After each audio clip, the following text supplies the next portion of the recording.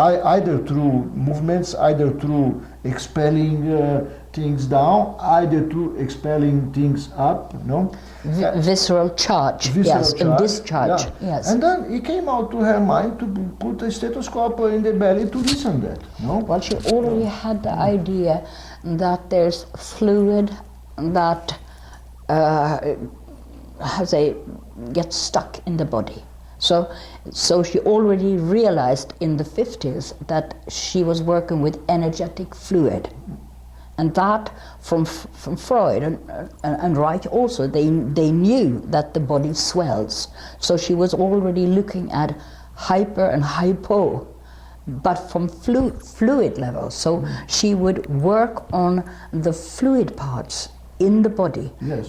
Sometimes the muscles, but like in the membrane. Yes. And then she would hear sounds. She would hear sounds. She would hear sounds. Yeah, without the stethoscope. Without the stethoscope. And then suddenly she decided to put the stethoscope. It's a funny story. It's a funny story. It's a funny story because she had her clinic at home. She was in she had worked in the psychiatry, Dikemark, but she had clients at home, and her clients from 4 till 5 and 5 to 6 got worse and worse. Everybody else got fine. She could listen to the sounds. But these two from 45, 5 to 6, didn't have any sound. So she realized that there was too much noise from the cars, because in Norway, the cars came home in these times. So she got a stethoscope to hear. Better to hear. Better to hear. And then she prolonged it with a tube. And then she heard like a whole zoo of different noises. And then she started systematically to work on discharge. Okay, you can hear big noises in the enteric system or smaller noises, and then she realized that it was that the body has its own way to discharge nervous tension, surplus nervous tension. Yes. And then when one got deeper, she realized that the intestinal system hold all the instinctual feelings, the fear, the feeling nothing, the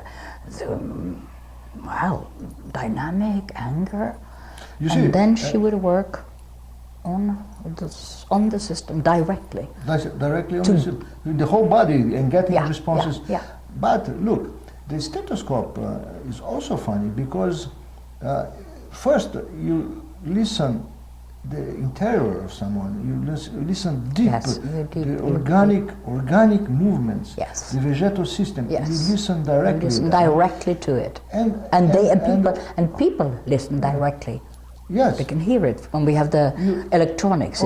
Nowadays you have the electronic, but at that time you had to put this, and for me, this looked like an umbilical cord. It's true. That's why I say that only a woman could discover it. Because that's very good. Because you have a deep contact with the body of the person.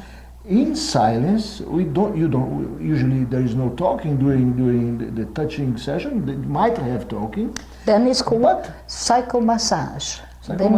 Then you massage periost on the extremities of the body, and you ask the person to talk, you invite them for a talk. So it's first a little bit of a dialogue, and then it's very often between a monologue and then very relaxation, and then words will come up, and Gerda would call that the root method of rooted talking.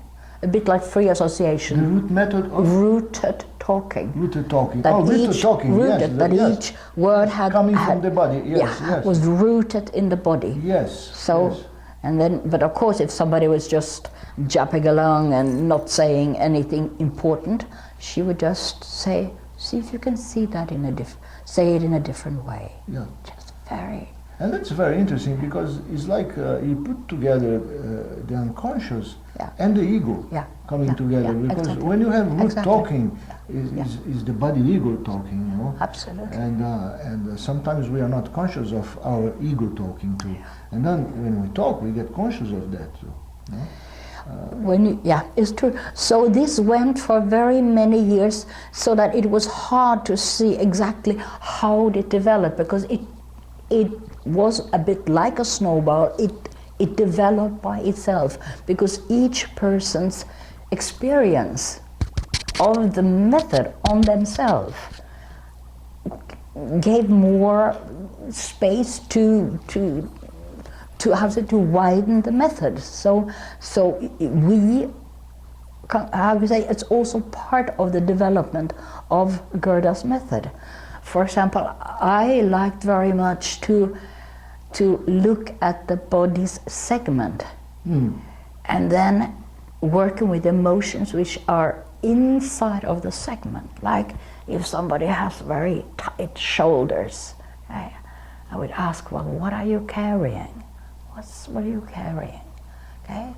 And very often they find it's not their problematic, it's parents or grandparents or somebody who carrying something from somebody else. Yes. For example, or people, have the flexors overruled extensors, so you're kind of tight, and then you will ask, what does your hands want to do? What do they want to say? So you have also image work. Gerda was at the last 10 years. Gerda put a lot of image together with the touch, the expressions, and image. And image, I remember that very well. So she would work with image, with people lay down and with people stand up too. But sometimes people come from the horizontal level to the vertical level. Absolutely. And they come with the character or the personage or the ideas or the images. And then this fulfills the body, fulfills the therapeutic process, no? Well, it's the same process actually as when you have neurosis, just in another way. When you think that you feel something, it can be nobody's saying anything, and you feel there's a problematic, and you feel it in your belly, and then the material comes up to the brain, and it's the brain that decides, shall I react? Shall I use my motoric ego? Shall I suppress it?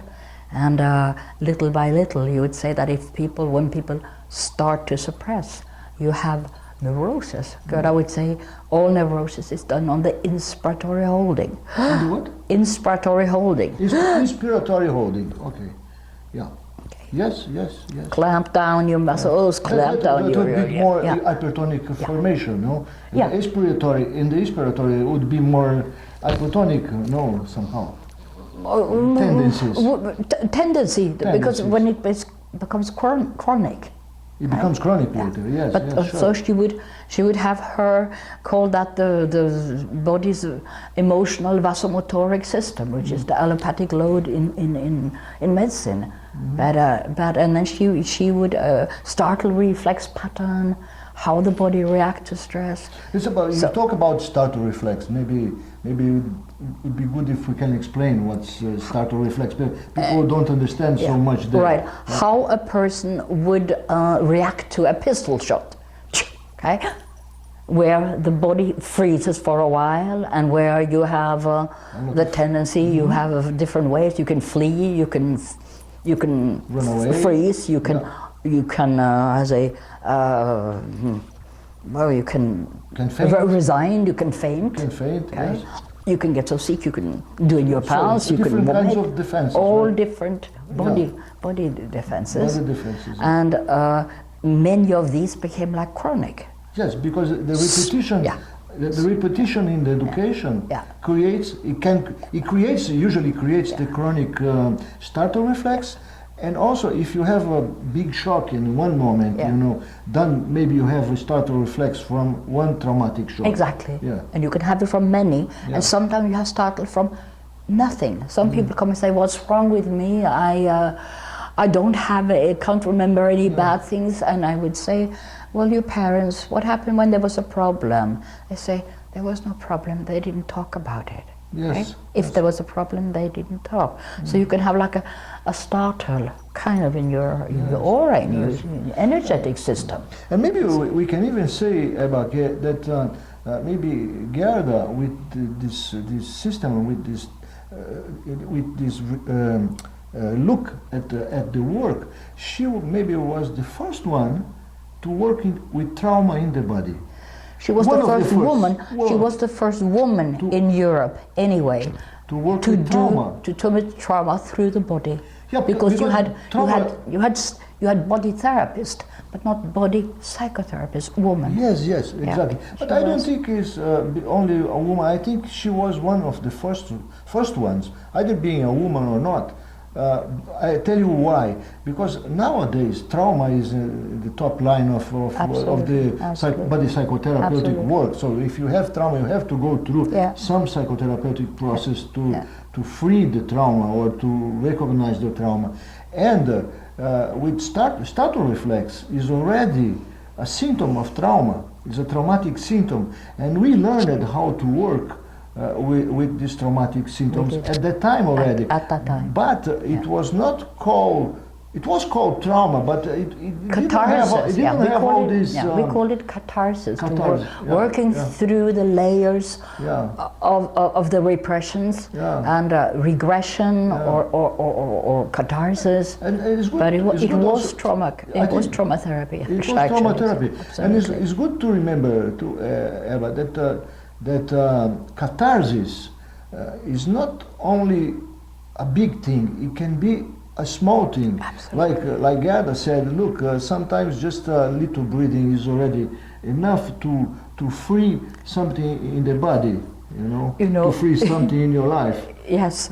One of her main sentences would be, let it breathe. Let it breathe. But she would say, it's the most dynamic, so be careful. Yeah. If somebody haven't been breathing for 40 years, exactly.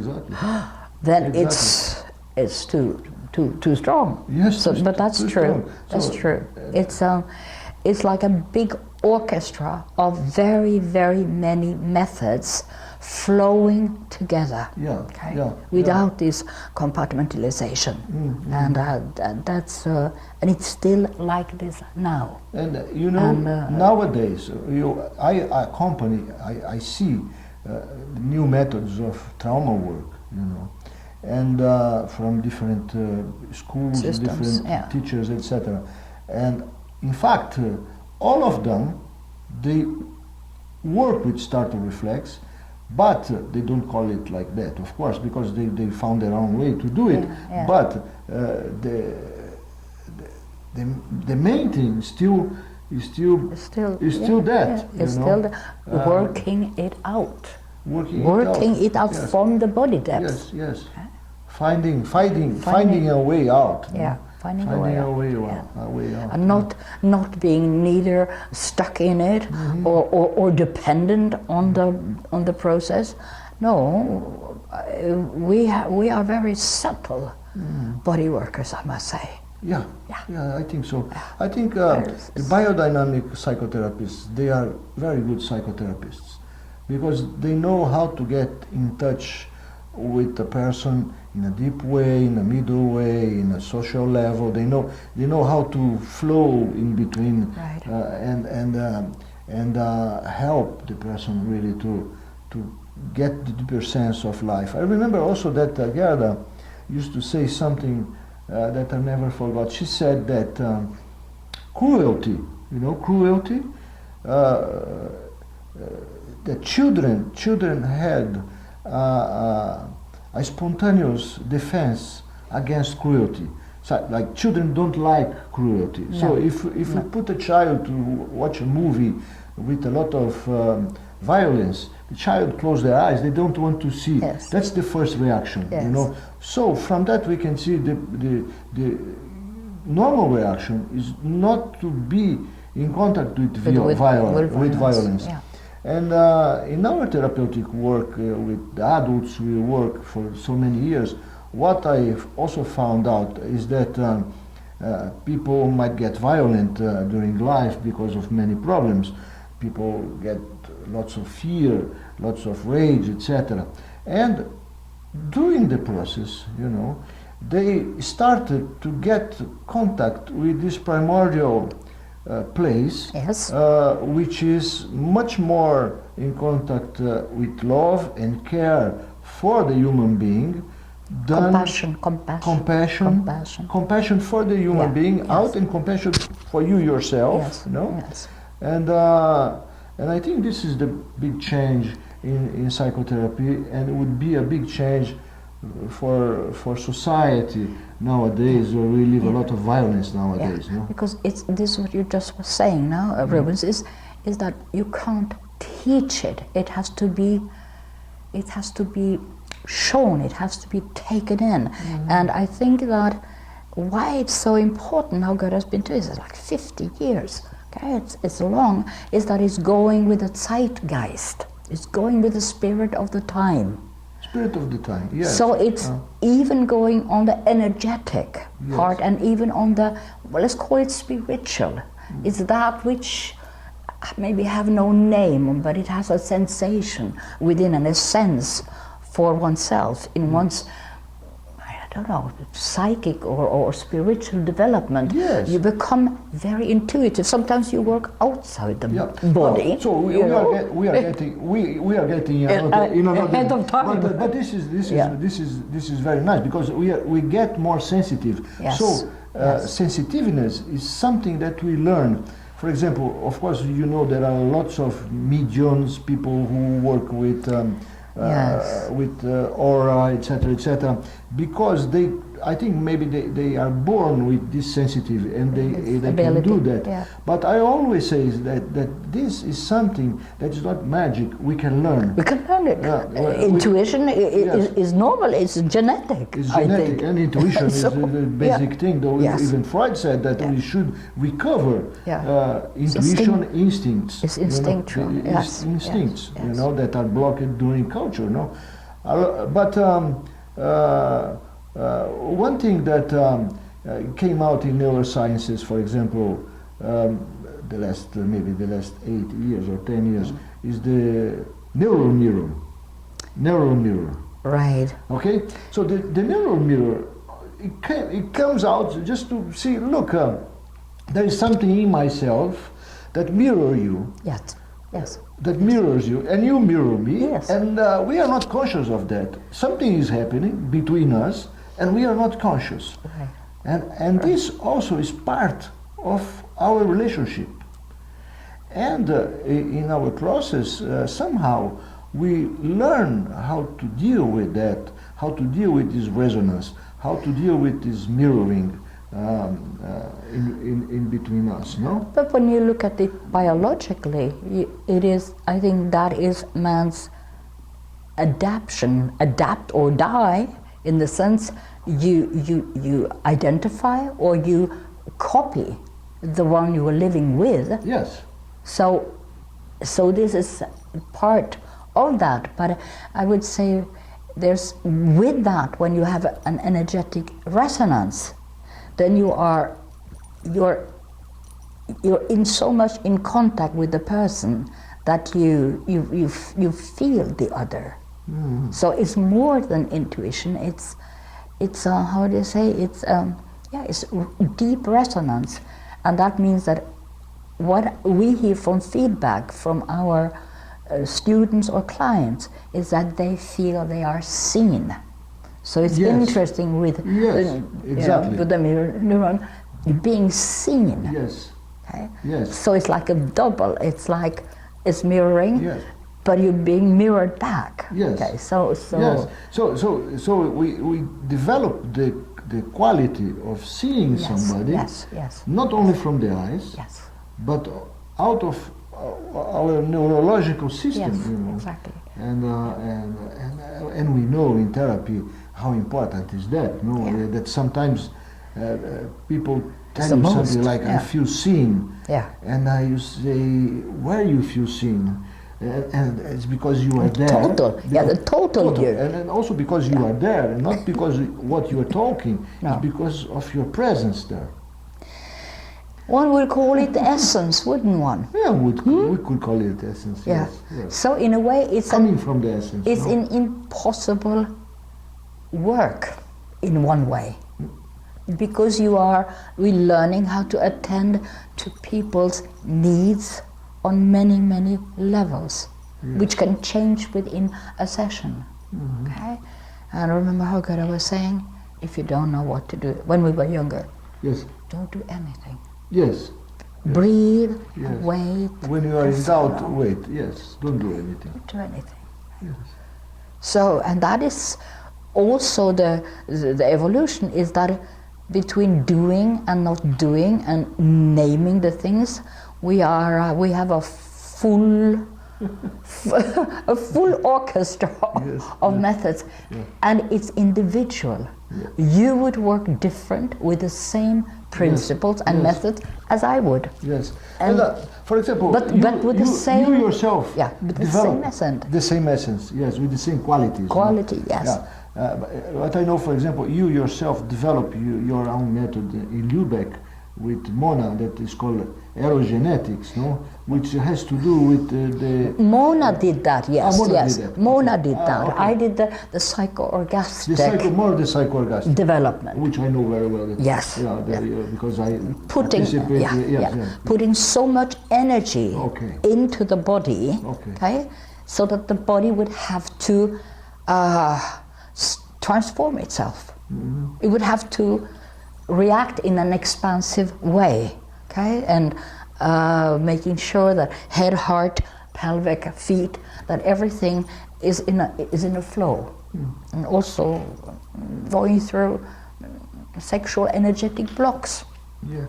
And the aerogenetic from Mona is, how can I say, it's dealing with the longings of the teenager of what never was allowed on all the levels. It's organic, physiological, psychological. It's where Roy stopped a bit. You know, he felt that when you had sexual feelings and you had tinglings, then you were more or less okay, because you knew what you didn't want.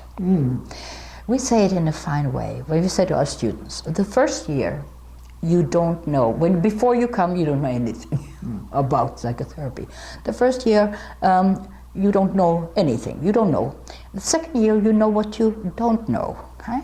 Then you start to know what you want to know, and the fourth year, you live it. You live it. you live it. You feel it and you live it. Okay? Well, Ebba, I'm very proud I met all of you, Boyesens, and all our colleagues that exist until today. Yeah.